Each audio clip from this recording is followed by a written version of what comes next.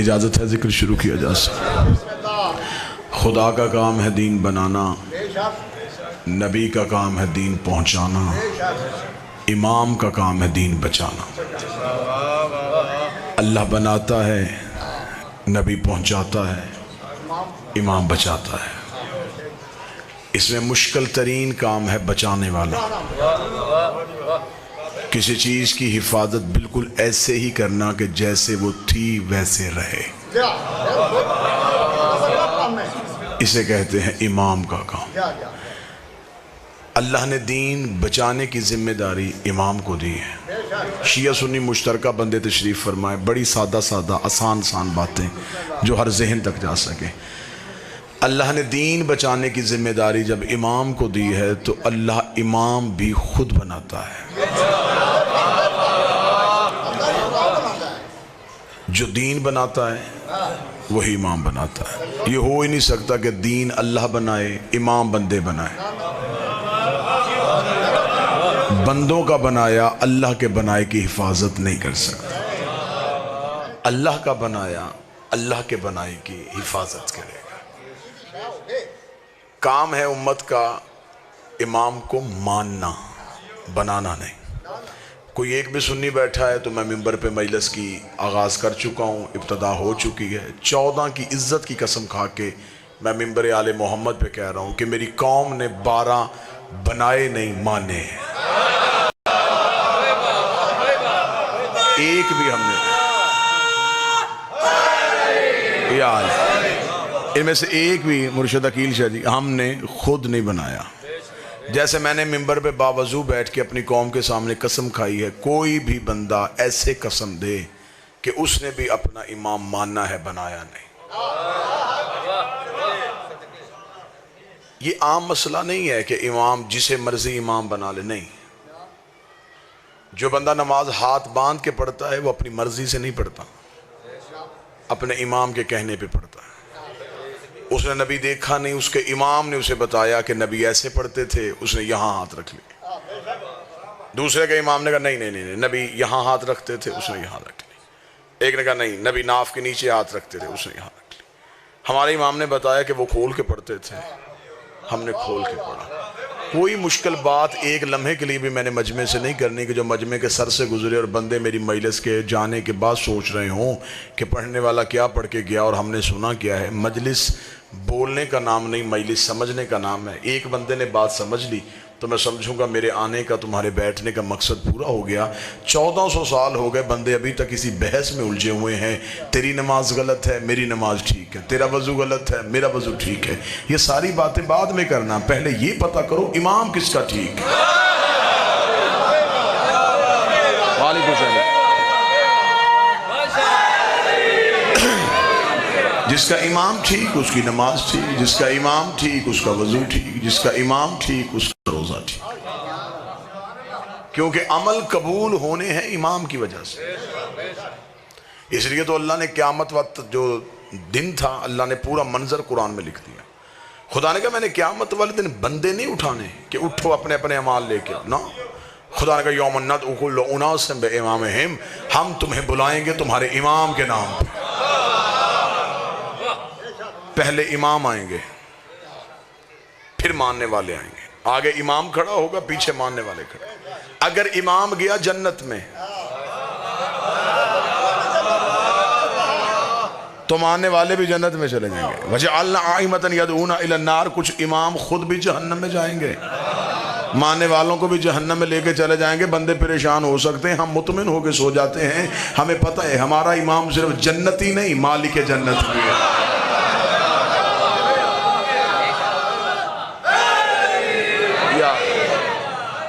جنت ملنی ہے امام کی وجہ سے، کیونکہ امام اچھا ہوگا تو ماننے والے پار ہو سکتے ہیں۔ سادہ ذہن بیٹھے ہیں، بات بڑی آسان کر دیتا ہوں۔ مرید گنہگار ہو گزارا ہو جاتا ہے، پیر گنہگار نہیں ہونا چاہیے، رہبر اچھا ہونا چاہیے۔ وہ قافلے لٹ جاتے ہیں جن کا میر کارواں اچھا نہ ہو۔ ہم دنیا کے سامنے سینہ چوڑا کر کے کہہ سکتے ہیں ہم گناہگار سے، امام تو پاک ہے۔ ذاکر اہل بیت برادر وقار جناب قلب عباس سلوی صاحب تشریف لے آئے.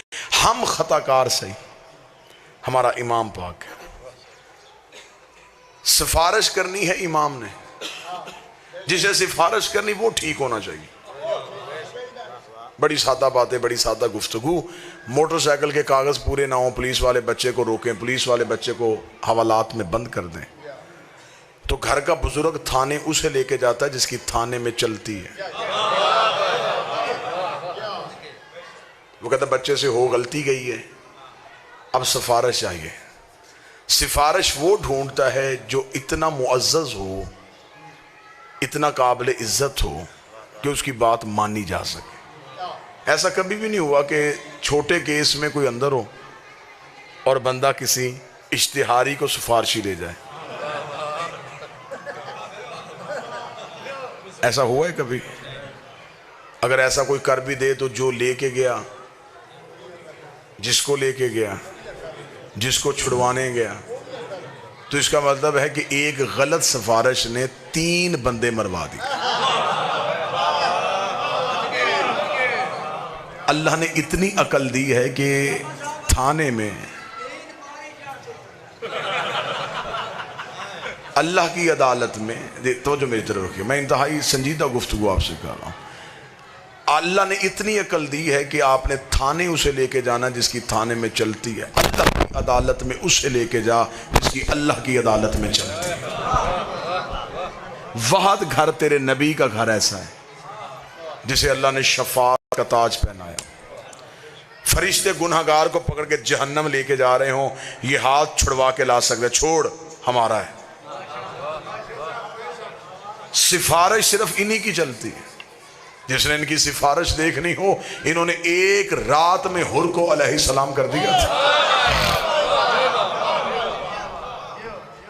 امام بہتر ہونا چاہیے، امام اچھا ہونا چاہیے، امام ایسا ہونا چاہیے جس کی وجہ سے ماننے والا بھی کامیاب ہو سکے. اس لیے خدا نے ایک سوال قبر میں رکھا ہے، ایک قیامت میں رکھا ہے. چند سوال فرشتوں نے قبر میں پوچھنے، کچھ قیامت والے دن پوچھنے. اعمال جتنے بھی ہیں ان کے سوال قیامت کو ہونے، نماز، روزہ، حج، زکوٰۃ، یہ سارے سوال قیامت میں.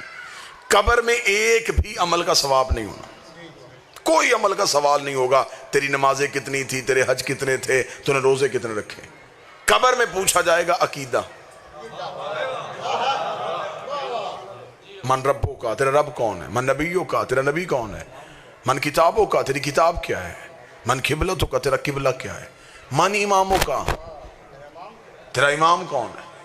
اگر تو قبر میں امام والا جواب ٹھیک ہوا تو پھر قیامت والے دن نمازیں دیکھی جانی ہیں.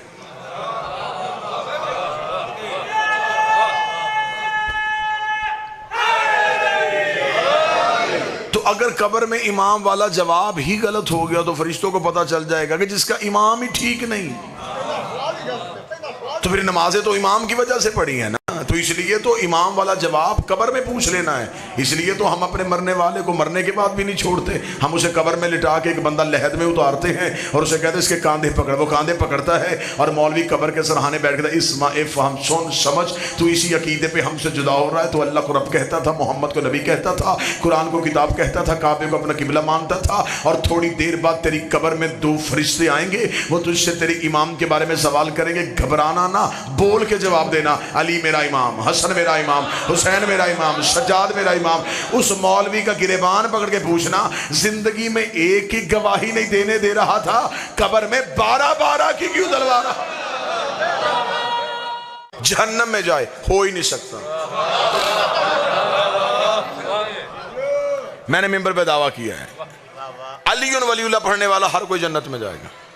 اور یہی ممبر پہ علم عباس کی عزت کی قسم کھا کے دعویٰ کرنے کے تیار ہو، بندہ دشمن ہو علی کی ولایت کا، چلا جنت میں جائے، یہ بھی نہیں ہو سکتا.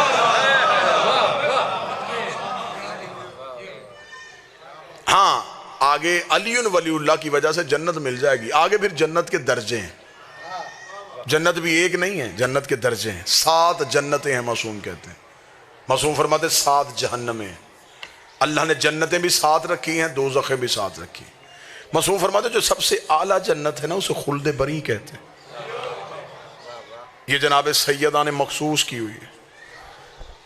سائل نے ہاتھ باندھ کے پوچھا تھا مولا اس جنت میں جانے کے لیے کیا چاہیے؟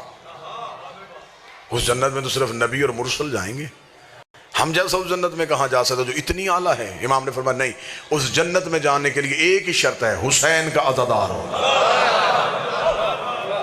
شبیر کا عزادار ہے تو خلد بری میں جائے گا۔ اور مولا جہنموں میں سب سے خطرناک جہنم کیا ہے؟ امام نے فرمایا حاویہ اس کا نام ہے، گہری ترین دوزخ ہے، بھڑکتے ہوئے شعلے ہیں، اتنی خطرناک ہے کہ اللہ قرآن میں کہتا ہے کہ حاویہ سے پناہ مانگو۔ تمہیں پتہ ہی نہیں کہ حاویہ کیا ہے۔ بندے نے جعفر صادق سے پوچھا مولا یہ حاویہ جہنم کن لوگوں کے لیے بنائی گئی ہے، ان کا گناہ کیا ہے؟ فرمایا ایک ہی گناہ ہے، ہمارے دادے علی کی ولایت سے دشمن ہے۔ صرف علی ولی اللہ کا دشمن جو ہے وہ چلا جائے گا حاویہ میں، اور حسین کا عزادار جائے گا خلد بری میں۔ ایک بندے نے کوفے میں آ کے مولا علی کے قدموں میں گر کے پوچھا، اسے کہا یا علی یہاں آپ سے محبت ہے تو یہاں آپ ہر مشکل میں ہماری مدد کرتے ہیں، جیسے یہاں کرتے ہیں وہاں بھی کریں گے؟ قیامت والے میدان میں ہماری مدد آپ کر لیں گے؟ وہاں تو کوئی کسی کو نہیں پہچانے گا۔ جو علی نے جواب دیا جواب سننا، علی مسکرا کے فرماتے جہاں اعمال تلنے ہیں وہاں علی تمہارا انتظار کرے گا۔ تم میرا انتظار نہیں کرو گے، تم میرا انتظار نہیں کرو گے، میں تمہارا انتظار کروں گا۔ اس نے کہا مولا اگر وہاں تک پہنچ گئے تو وہاں اتنا رش، نفسا نفسی کا عالم، پیاس سے زبان حلق سے باہر، اولاد بچوں کو نہیں پہچانے گی، بچے ماں باپ کو نہیں پہچانیں گے، اتنے نفسا نفسی کے عالم میں اگر ہم وہاں پہنچ بھی گئے تو یا علی کوئی نشانی بتائیے، آپ تخت پہ ہوں گے، آپ تاج پہنے ہوں گے، آپ پردے کے پیچھے ہوں گے، آپ دائیں کھڑے ہوں گے، آپ بائیں کھڑے ہوں گے، کوئی نشانی بتائیں جہاں ہم پہنچیں اور وہاں سامنے آپ بیٹھے ہوں۔ علی مسکرائے، مسکرا کے فرماتے ہیں ڈھونڈنے کی ضرورت ہی نہیں پڑے گی، انا صاحب المیزان، ترازو ہی علی کے ہاتھ میں ہوگا، تول ہی علی رہا ہوگا۔ اسے کہا یا علی اگر آپ تول رہے ہوں گے تو اگر ہمارے گناہ زیادہ ہو گئے تو آپ عدل دیکھیں گے یا ہماری محبت دیکھیں گے؟ علی فرماتے وہاں تک پہنچانا، رہ گئی تمہارے اعمال کی کچی کمی، اسے ہم ایسے پوری کر دیں گے جب فرشتے ایک پلڑے میں گناہ رکھیں گے دوسرے میں نیکیاں رکھیں گے، اگر گناہوں کا پلڑا وزنی ہو گیا تو ہم فرشتوں سے کہہ دیں گے ایک پلڑے میں اس کے گناہ رکھو دوسرے میں ہماری ولا رکھو، ایک میں گناہ رکھو دوسرے میں ولا رکھو، پھر ہم دیکھیں گے تمہیں تمہارے گناہ جہنم میں لے کے جاتے ہیں یا ہماری ولایت تمہیں جنت میں لے کے۔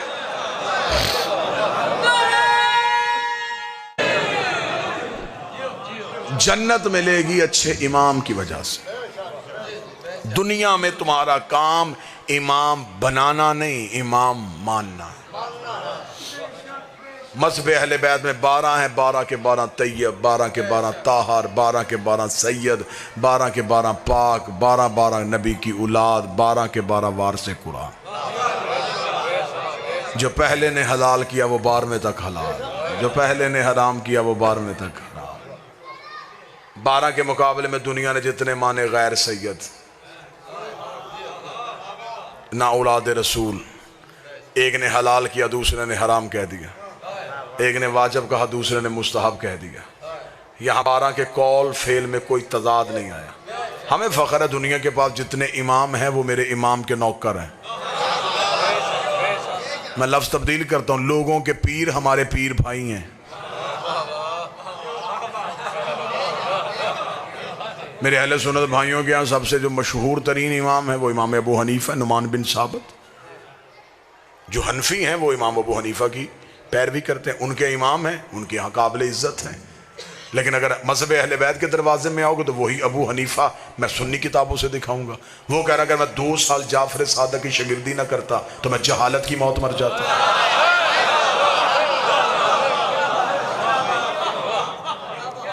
ادھر امام ہے ادھر نوکر ہے۔ آؤ دوسرے امام کی طرف چلتے۔ دوسرے امام ہیں ان کے امام شافعی، اس نے تو حد ہی کر دی، اس نے تو انتہائی کر دی، ایسا جملہ کہہ دیا کہ آج تک عقلیں شجدر ہیں۔ امام شافعی نے کہا ماتا شافعی لیسا یدری علی ربہ ام ربہ اللہ، شافعی مر گیا مگر پہچان ہی نہیں سکا علی اللہ ہے یا اللہ علی ہے۔ آئیں ایک امام کا نام لیتے آئیں، یوں انبار لگاؤں میں ان اماموں کے۔ تیسرے امام ہیں ان کے احمد بن حنبل ان کا نام ہے، ان کے ماننے والے حنبلی کہلاتے ہیں۔ امام احمد بن حنبل سے ان کے بیٹے نے پوچھا بابا مجھے رتبوں کے اعتبار سے صحابہ کے نام لکھوا. انہیں 3 صحابہ کا نام لکھوا کے علی کا چھوڑ کے باقی نام لکھوانے شروع کر دی. 13 نام جب ہو گئے تو بیٹے نے کاغذ قلم زمین پہ پھینک دیا. اس نے کہا بابا میں سوچ رہا تھا کہ آپ علی کا نام اب لکھوائیں گے اب لکھوائیں گے اب لکھوائیں گے اب لکھوائیں گے. بابا اتنی دشمنی ہے آپ کے دل میں علی کی, 13 نام گزر گئے آپ نے ابھی تک علی کا نام ہی لکھوایا. احمد بن حنبل نے بیٹے کو جھڑک دے کے کہا شرم کر, تو صحابہ کا پوچھ رہا ہے, علی صحابی نہیں, علی محمد کا بھائی ہے.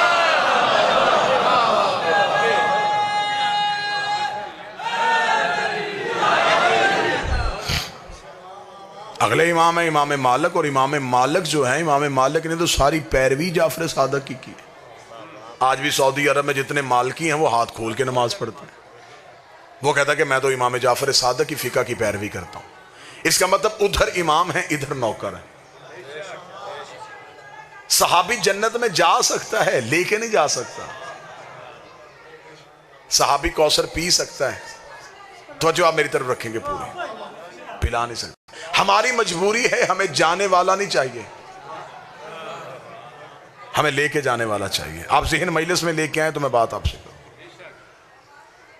اب جتنے بھی امام ہیں یہ وہ امام ہیں جتنے مذہب جعفریہ کے علاوہ لوگوں کے پاس امام ہیں. میں منبر پہ بیٹھ کے قرآن پہ ہاتھ رکھ کے اعلان کریں, ان اماموں میں سے کسی ایک نے بھی نبی کو نہیں دیکھا.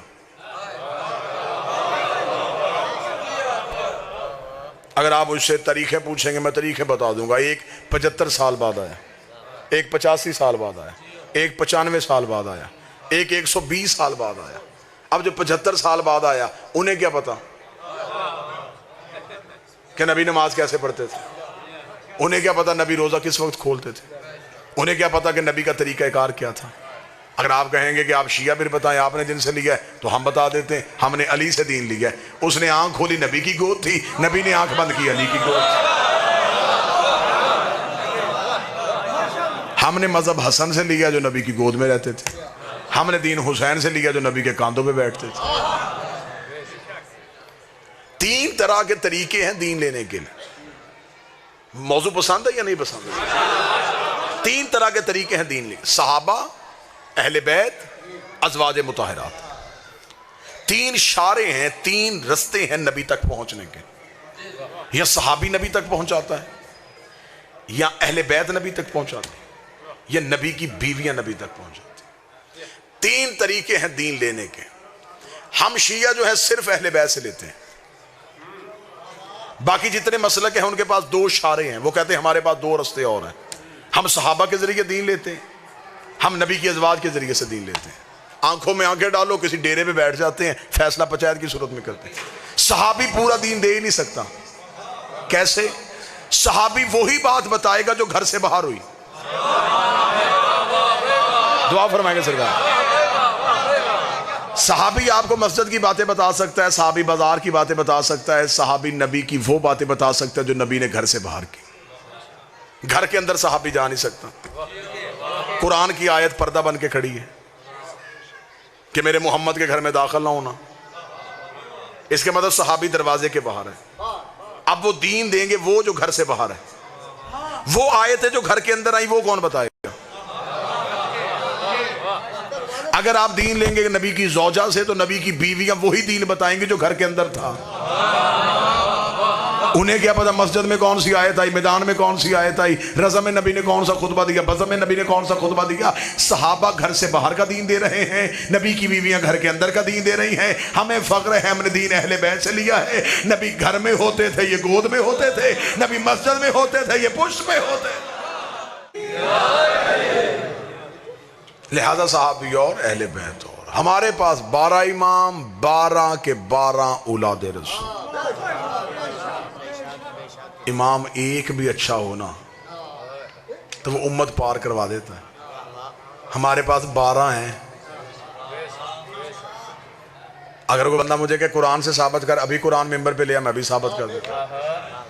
چاندنی رات ہی 2 امام گھر سے نکلے, ایک حق کا ایک باطل کا. حق کا امام موسیٰ, باطل کا امام فرعون. آگے موسیٰ, پیچھے موسیٰ کی قوم, پیچھے فرعون, پیچھے فرعون کا لشکر. قرآن کہتا سامنے آگے دریائے نیل.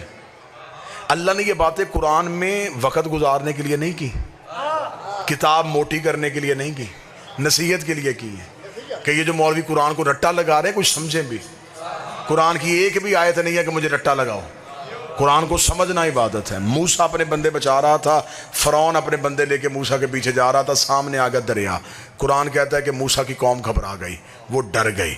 उन्होंने कहा आगे जाएंगे तो दरिया में गिर जाएंगे, पीछे जाएंगे तो फ़िरौन पकड़ लेगा। उन्होंने मूसा से कहा मूसा क्या करें? मूसा ने अल्लाह से पूछा क्या करें? कौम ने मूसा से पूछा क्या करें? कौम ने मूसा से पूछा क्या करें? मूसा ने अल्लाह से पूछा क्या करें? लफ्ज़ फिर दोहराने लगा, कौम ने मूसा से पूछा क्या करें? मूसा ने अल्लाह से पूछा क्या करें? खुदा ने का तरीका भी यही होता है, रैयत हुज्जत से मांगे, हुज्जत अल्लाह से मांगे, बंदे इमाम से मांगे, इमाम अल्लाह से मांगे।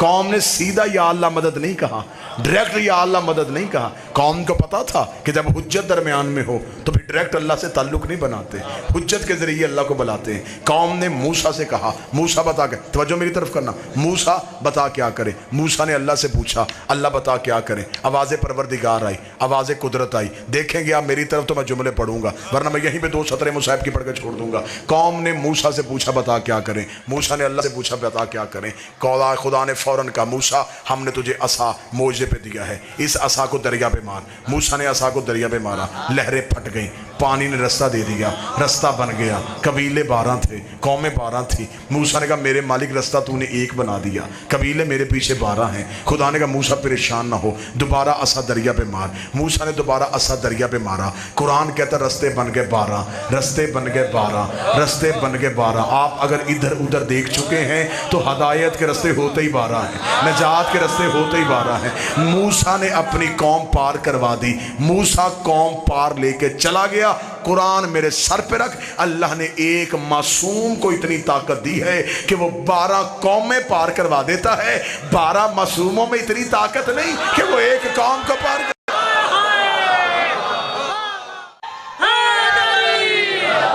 मूसा वाले सारे पार, किस वजह से? अमलों की वजह से, इमाम की वजह से। या तो मुझे कोई मौलवी साबित करे कि अल्लाह ने मूसा के बंदे अमल देख के दरिया से गुजारे थे, कि एक फरिश्ता दरिया के बाहर खड़ा हो गया था, ना ना ना पहले अमाल दिखाओ फिर बचाऊंगा। नहीं, उन्होंने कहा सारे गुजारो, इमाम अच्छा है। फरौन के सारे मरे, इमाम बुरा था। मूसा वाले बचे इमाम की वजह से, फरौन वाले मरे इमाम की वजह से। जब हज़रत मूसा दरिया के दरमियान में पहुंच गए तो मूसा की कौम ने पीछे मुड़ के देखा कि फरौन भी उसी रस्तों से आ रहा है। उन्होंने कहा मूसा मौजज़ा हमारे लिए था, उसे कह रहा बंद कर, वो पीछे आ गया है। मूसा ने भागते हुए घोड़े पे कहा मेरे अल्लाह उसे तो रोक। फरमाया तू अपने बचा, तू अपने बचा, मेरे मालिक फरौन मारना तो मार दे। खुदा ने कहा आज सिर्फ फरौन नहीं मारना, आज आखिरी फरौनी भी मारना है। इन्होंने झूठा इमाम बनाया क्यों था? तू जरा अपने बचा, इसे जरा अंदर आने दे। कुरान कहता है कि मूसा का आखिरी दरिया से कदम निकाल रहा था, फरौन का आखिरी दरिया पे कदम रख रहा था। खुदा कहता उस दिन मैंने मलकल मौत को ये नहीं कहा था इसे मार, इसे बचा, इसे जिंदा रख, इसे मुर्दा कर। खुदा कहता उस दिन फिर मेरी भी गैरत को जलाल आ गया था। मैंने नील की लहरों पे वही कर दी थी, मैंने पानी को हुक्म कर दिया था मूसा वालों को छेड़ना नहीं है, फरौन वालों को छोड़ना नहीं है। मूसा का कोई बंदा बचे ना, फरौन का कोई बंदा बचे ना, मूसा का कोई बंदा मरे ना। मेरा अकीदा है अगर वही पानी पे हो सकती है, अल्लाह क़यामत को जहन्नम की आग में वही कर देगा। अली वालों को छेड़ना नहीं है, अली के दुश्मन को छोड़ना।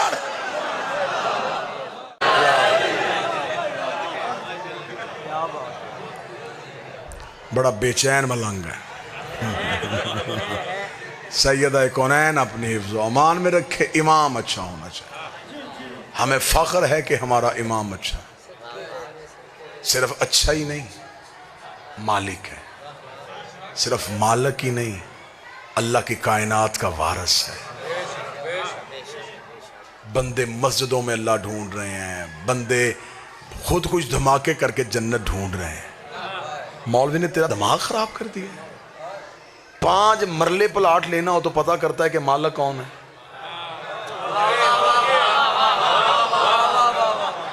बंदे को जगह पसंद आ जाए और बंदा घर देखने के लिए जाए, दरवाजे पे दस्तक दे और कल्बवास अंदर से ایک بوڑھا بندہ باہر نکلے, بندہ کہے جی میں یہ گھر خریدنا چاہتا ہوں. عقیل شاہ جی وہ کہے کہ میں بیچ دیتا ہوں.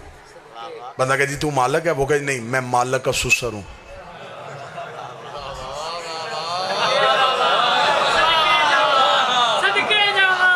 پیسے دے دو گے, سودا کر لو گے, آپ کہیں گے جی آپ قابل احترام ہیں لیکن مالک نہیں. آپ وہیں سے باہر نکلے, سامنے سے کچھ بندے آ رہے تھے. کہاں سے آ رہا بھائی؟ میں سودا کرنے کے لیے گیا تھا تو وہ گھر پہ مالک تو تھا نہیں, سسر تھا. وہ کہہ رہا تھا مجھے پیسے دے دے. میں نے کہا نہیں میں تو مالک کو دوں گا, تمہیں واپس آ. وہ کہیں جی ہم بیچ دیتے ہیں. آپ مالک ہیں؟ نہیں ہم مالک کے یار ہیں.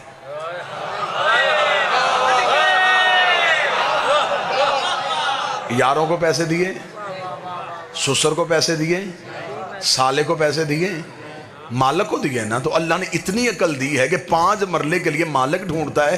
ساری زندگی جنت ڈھونڈتا رہا اور مولوی سے پوچھا ہی نہیں کہ جنت کا مالک کون ہے. مالک کے پاس جا.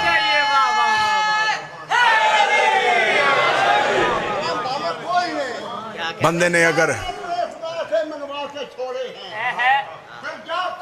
شاعر بڑے نہیں تھے, بڑے شاعر نے. بسم اللہ.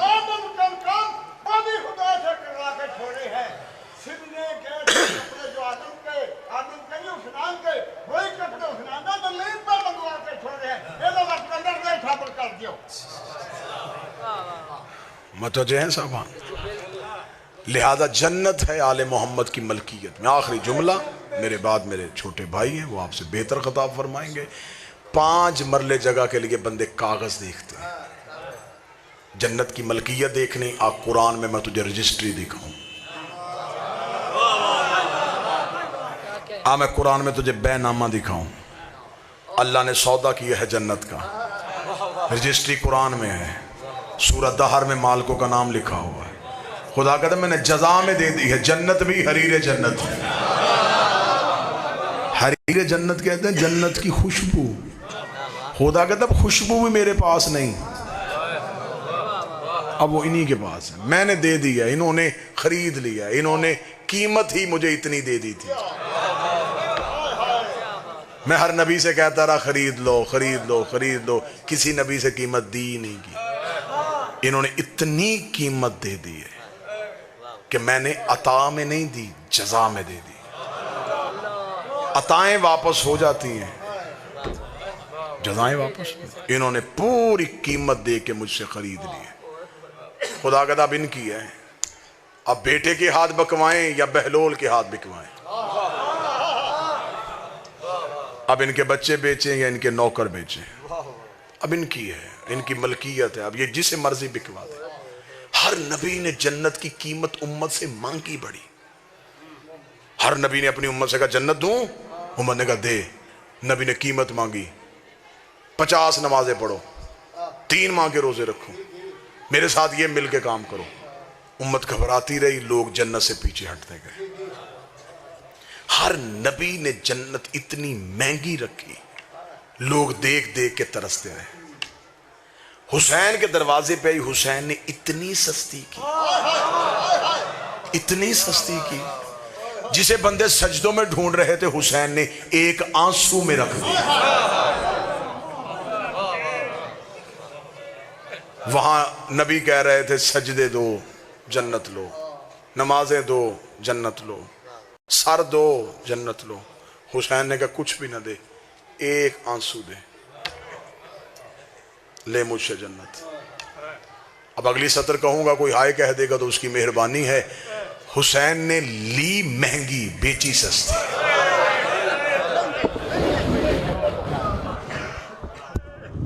مہنگی بیچی بڑی سستی. تمہیں ایک آنسو میں دے دی, حسین نے خود ایک آنسو میں لی تھی. اکبر جیسا بیٹا, عباس جیسا بھائی, اون و محمد جیسے بھانجے, قاسم جیسا بھتیجا, یہ ساری چیزیں بھی دے دیتا تو شاید جنت تل جاتی. حسین نے قیمت اتنی بڑھائی کہ بہن کی چادر دے دی.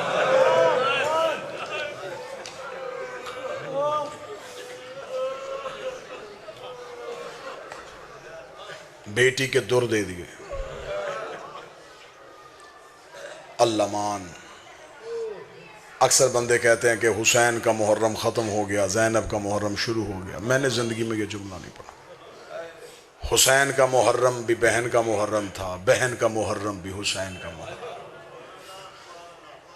بزرگ ذاکر پڑھتے تھے، جو اونٹ پہ تھی وہ کم مشکل میں تھی، اور جو نیزے کی نوک پہ تھا وہ زیادہ مشکل میں تھا۔ بہت بڑی مشکل ہوتی ہے اس بہن کو ننگے سر دیکھنا جو زندگی میں کبھی بھائی کے سامنے نہ آئی۔ بھائی کربلا میں سو گیا، بہن کربلا میں خیمے سے اٹھی، جلے ہوئے خیمے کی راکھ سے علی کی بیٹی نے اپنا پہلا قدم باہر نکالا۔ تاریخ انسانیت حیران رہ گئی۔ بی بی کربل سے چلی کوفہ آئی، کوفہ سے چلی شام آئی، 72 بازاروں سے گزری، 144 گلیوں میں کھڑی رہی، 288 موڑوں پہ پتھر کھائے،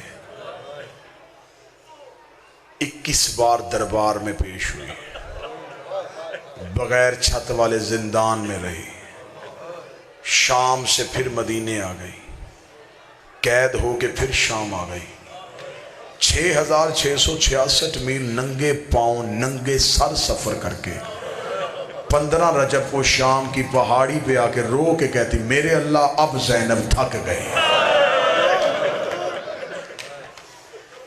تیرا دین بچ گیا، میری نسل چلی گئی، تیرا کلمہ بچ گیا، میرا نمازی چلا گیا۔ کربلا کے بعد جو پہلی منزل سیدوں پہ آئی وہ کوفہ تھی۔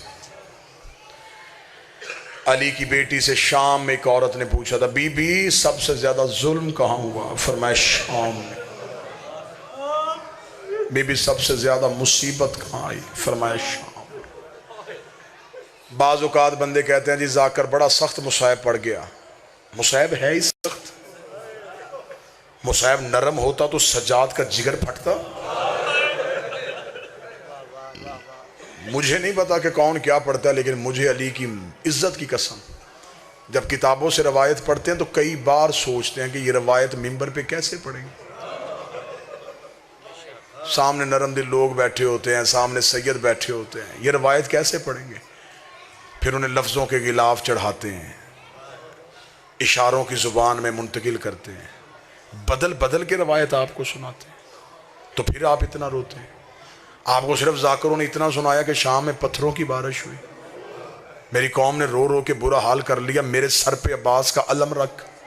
صرف پتھروں کی بارش نہیں، شام کی عورتوں نے کھولتا ہوا پانی علی کی بیٹیاں بیٹھی، جس کے ہاتھ میں برتن تھا اس نے برتن پھینک دیا، جس کے ہاتھ میں گرم پانی تھا اس نے ابلتا ہوا پانی پھینک دیا۔ خود مولا سجاد کہتے ہیں جب بازار شام عبور کیا، دیوار کے ساتھ لگ کے کھڑی ہوئی علی کی بہویں، سجاد کہتا میں پہچان ہی نہیں سکا ان میں اکبر کی ماں کون ہے، اصغر کی ماں کون ہے، قاسم کی۔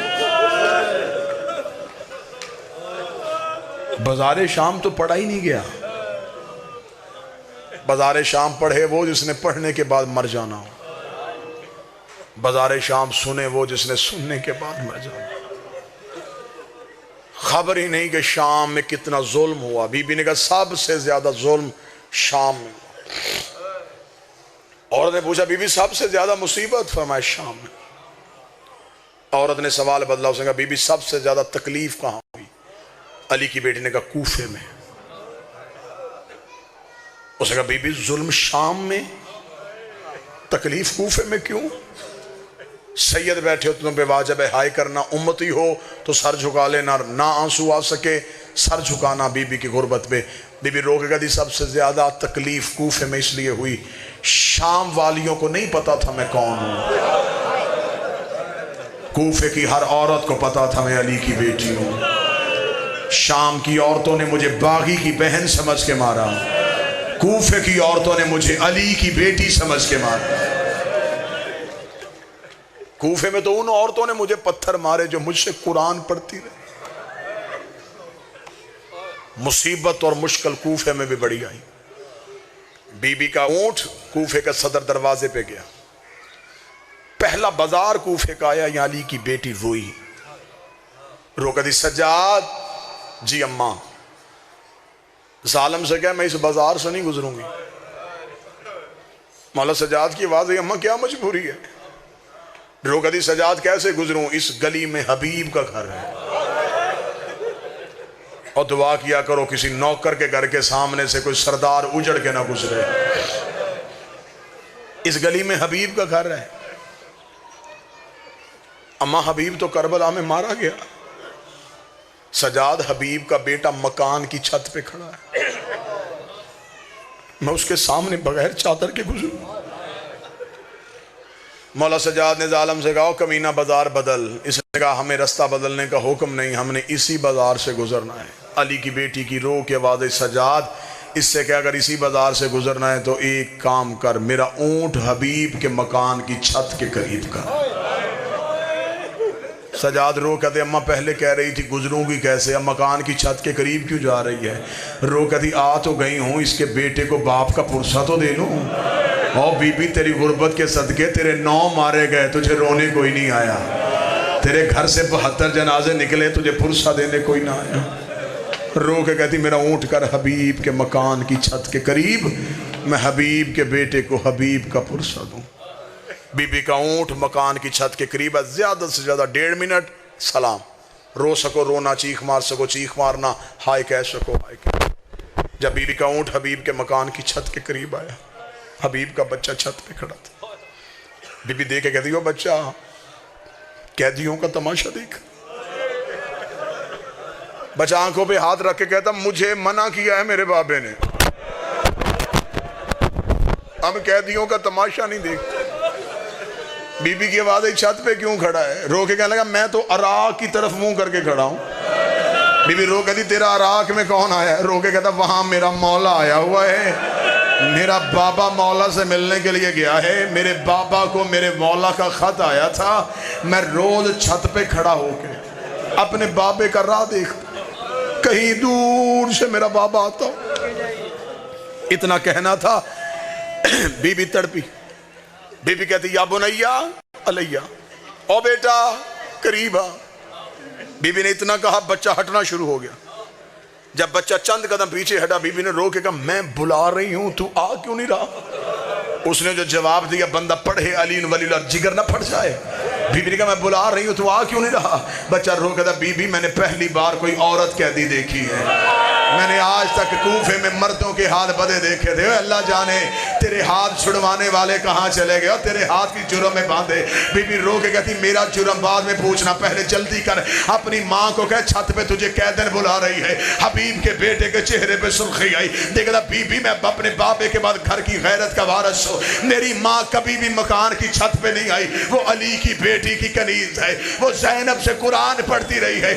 اتنا جملہ کہنا تھا، حبیب کے سر نے پرواز کیا، مکان کی چھت پہ آیا، آواز آئی ماں کو کہے آگ لگا برکے کو، دروازے پہ علی کی بیٹی کھڑی ہے، دروازے پہ محمد کی بیٹیاں۔ اللہ اللہ اللہ